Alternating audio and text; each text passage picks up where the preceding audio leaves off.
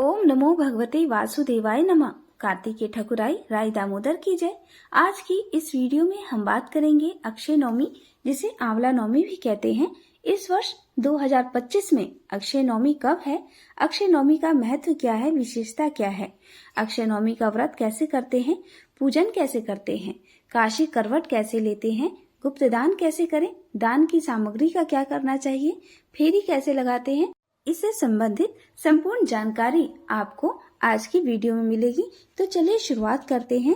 और वीडियो अगर थोड़ी सी भी पसंद आए तो चैनल को सब्सक्राइब और वीडियो को लाइक जरूर कर दीजिएगा। अक्षय नवमी या आंवला नवमी यह कार्तिक माह के शुक्ल पक्ष की नवमी तिथि को मनाया जाता है, जिसे हम सब आंवला नवमी कहते हैं। अक्षय का अर्थ होता है जो कभी समाप्त न हो, जो कभी खत्म न हो, अर्थात अक्षय इस दिन किया गया कोई भी सत्कर्म अक्षय फल देता है, अक्षय पुण्य प्रदान करता है। इस कार्तिक माह शुक्ल पक्ष नवमी तिथि को आंवले के पेड़ का पूजन करने का बहुत बड़ा विधान है। आइए अक्षय नवमी के दिन एक बहुत ही सुंदर पौराणिक कथा सुनते हैं। एक बार माता लक्ष्मी जी पृथ्वी विचरण कर रही थी, अर्थात भ्रमण कर रही थी। उनके मन में ये आया कि ऐसा कौन सी मैं पूजा करूं जिससे भगवान श्री हरि और भगवान विष्णु दोनों की पूजा एक साथ संपन्न हो जाए। तो विचार करते करते उनके मन में आया कि भगवान विष्णु का वास तो तुलसी में होता है, भगवान का सबसे प्रिय तुलसी है और भगवान शंकर जी का सबसे प्रिय बेल वृक्ष है, बेल पत्र है। तो मैं क्यों ना दोनों को एक साथ समाहित कर दूं। यही विचार कर रही थी कि मन में फिर एक आस जगी कि ऐसा एक वृक्ष है जो दोनों गुण एक साथ में प्राप्त होता है। यह दोनों औषधि के रूप में भी है। बेलपत्र एक औषधि के रूप में काम करता है और तुलसी भी एक औषधि के रूप में मानी जाती है। तो दोनों का गुण जो है आंवले के पेड़ में दिखा कि बेलपत्र का बेल का जो गुण है आंवले में है और तुलसी का भी गुण आंवले में है। तो इसलिए आंवले पेड़ का माता ने चुनाव किया और वहीं बैठकर सारी सामग्री से उस आंवले वृक्ष की पूजन करने लगी। जल से, दूध से, अक्षत, चंदन, पुष्प, धूप, दीप से पूजन कर रही थी। इतने में भगवान श्री हरि विष्णु प्रकट हो गए और उसी साथ में भगवान महादेव, अर्थात दोनों साथ में ही हरि और हर उसी आंवले वृक्ष में प्रकट हो गए। और यह देखकर माता लक्ष्मी बड़ी गदगद हो गई, बड़ी प्रसन्न हो गई। दोनों खूब सत्कार से उनका पूजन अर्चन वंदन किया, भोजन बनाया, स्वादिष्ट भोजन दोनों को कराया। भगवान महादेव ने कहा, देवी आज से मैं बहुत प्रसन्न हूँ, बहुत खुश हूँ। पहला कोई व्यक्ति है जो हरि और हर का एक साथ में पूजन किया है। आज का दिन जो है कार्तिक माह की शुक्ल पक्ष की नवमी तिथि है। आज के दिन जो भी व्यक्ति आंवले का पूजन करेगा, आंवले में दीप दान करेगा, आंवले वृक्ष का पूजन करके भोग लगाएगा और यहाँ पर ब्राह्मण का भोज मान्य अन्न भोजन कराएगा, उसका सारे पृथ्वी पर जितने जीव हैं सबको भोजन कराने का पुण्य प्राप्त होगा। और साथ में भगवान महादेव, भगवान विष्णु, माता लक्ष्मी जी का पूजन एक साथ में ही संपन्न हो जाएगा। इतना उसको पुण्य प्राप्त होगा। ऐसा सुनकर माता लक्ष्मी बड़ी प्रसन्न हुई। भगवान हरि ने भी यह गवाही दे दी कि यह सत्य है। आज के बाद जो भी पूजन करेगा, तीनों का पूजन करने का फल प्राप्त होगा। तभी से आज तक मान्यताएं होती हैं कि कार्तिक माह के शुक्ल पक्ष की नवमी तिथि को आंवले के पेड़ का पूजन करना चाहिए। जल चढ़ाएं, दूध चढ़ाएं, चंदन, अक्षत, पुष्प, धूप और दीप से पूजन करें। फल मीठा जो कुछ ही अर्पण कर दें। उसके बाद में भोजन बनाएं या भोजन बनाकर घर से ले जाएं तो वहां पर भोग लगाएं। वहीं पर बैठकर आंवले वृक्ष का पूजन करें, भोग लगाएं। वहीं पर ब्राह्मण को भोजन कराने का विधान है। ब्राह्मण हो या आपके माने भांजा भांजे, ऐसे अतिथि जो उस दिन भोजन कराना चाहिए, उनको दान दक्षिणा देकर संतुष्ट करना चाहिए। उसी आंवले वृक्ष के नीचे सपरिवार बैठकर भोजन करना चाहिए। इससे अक्षय फल की प्राप्ति होती है। ऐसा करते हैं तो भगवान महादेव, भगवान श्री हरि विष्णु, माता लक्ष्मी जी का विशेष अनुकंपा प्राप्त होती है। इतनी बड़ी महत्वता अक्षय नवमी, आंवला नवमी की है।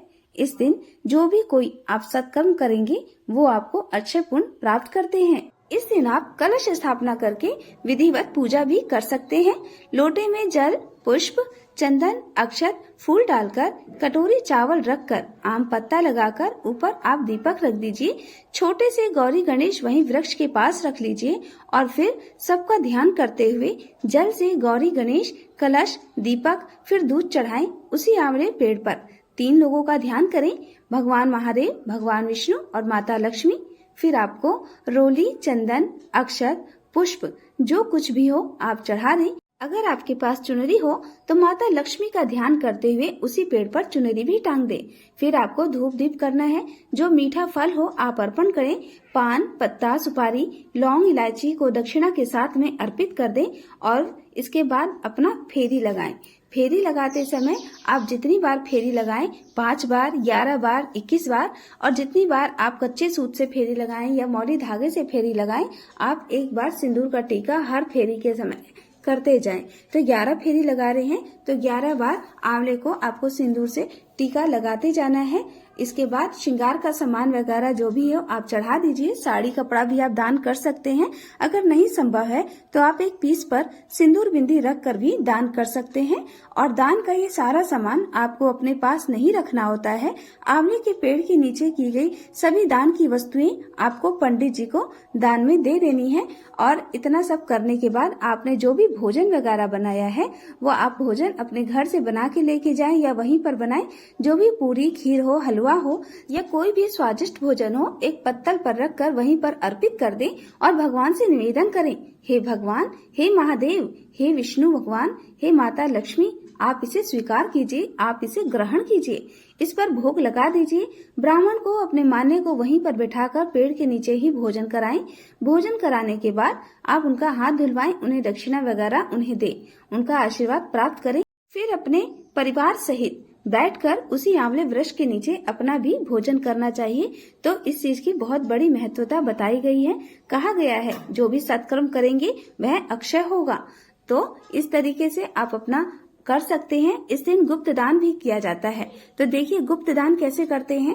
अगर आपके पास भथुआ होता है तो उसके अंदर चीरा लगाकर आप उसमें पैसे डालकर दान करें, या अगर आपको भथुआ नहीं मिलता तो आप सेब काट कर भी उसके अंदर पैसे रखकर दान कर सकते हैं। इसे ही गुप्त दान कहा जाता है। इसके अलावा फ्रेंड्स, भोजन वगैरह जब आपका हो जाता है, सब ब्राह्मण को खिला लेते हैं, तो हमें काशी करवट लेना होता है। तो काशी करवट कैसे लिया जाता है, तो पेड़ के नीचे ही बैठकर हम लोग 1 करवट से 2 करवट फेरते हैं, 5 करवट फेरी जाती है। इसी करवट को फेरने को काशी करवट कहा जाता है, जो कि बहुत ही जरूरी होता है। अगर इस समय आपके ऊपर आंवले के पेड़ के पत्ते या आंवले का फल गिरे तो भगवान का बहुत बड़ा आशीर्वाद माना जाता है। अगर आपसे इतना सब कुछ संभव ना हो सके तो आप लोग आंवले के पेड़ के नीचे जल चढ़ा दीजिए, दूध चढ़ा दीजिए, रोली चंदन टीका कर दीजिए और भगवान को भोग लगा दीजिए। कुछ व्यवस्था ना हो तो ब्राह्मण को सीधा छुआकर किसी ब्राह्मण को भी आप दान में दे सकते हैं। आप वहाँ पर एक दीपक जला लीजिए, वहीं पर बैठकर भगवान को भोग लगा दीजिए। कुछ ना हो तो मार्केट से जलेबी या मिठाई वगैरह खरीद के भी आप जलपान कर लीजिए और कुछ सीधा निकाल के दक्षिणा के साथ पेड़ को छुआकर किसी सुपात्र ब्राह्मण को आप दान में दे दीजिए। तो इस तरीके से भी आप अपना कर सकते हैं। फेरी वगैरह 5 बार लगा सकते हैं। तो बिल्कुल साधारण तरीके से भी आंवला नवमी की पूजा आप कर सकते हैं। आप जो भी कर्म करेंगे उसका अक्षय फल प्राप्त होगा। तो इस वर्ष आप ध्यान रखिएगा कि 2025 में कार्तिक मास शुक्ल पक्ष की नवमी तिथि का प्रारंभ हो रहा है गुरुवार 30 अक्टूबर को भोर में, अर्थात 4:51 पर, जो अगले दिन शुक्रवार को 31 अक्टूबर को भोर में ही 4:40 पर नवमी तिथि समाप्त हो जाएगी। अर्थात अक्षय नवमी आंवला नवमी का पूजन व्रत जो है वह गुरुवार 30 अक्टूबर 2025 को किया जाएगा। अब पूजन का समय तो आप पूरा दिन नवमी है पूरा दिन कर सकते हैं, लेकिन विशेष मुहूर्त आप 7:41 से लेकर सुबह 10:04 तक है, जो कि वृश्चिक स्थिर लगन का मुहूर्त होगा। और दूसरा मुहूर्त अभिजीत मुहूर्त होगा 11:27 से लेकर 12:35 तक। इसके अलावा आप जब भी आपको समय मिले सुबह से लेकर शाम तक कभी भी आप जाकर पूजन कीजिए, दीपदान कराइए। बहुत बड़ा महत्व होता है इस आंवला नवमी पर, अक्षय नवमी पर आंवला पूजन करने का, दीपदान करने का, दान पुण्य करने का, स्वयं भोजन करने का, फेरी लगाने का। अगर आपको वीडियो अच्छी लगी हो तो प्लीज वीडियो को लाइक कीजिएगा, चैनल को सब्सक्राइब कीजिएगा। मिलते हैं अपने नेक्स्ट वीडियो में। तब तक आप सभी लोगों का बहुत बहुत धन्यवाद।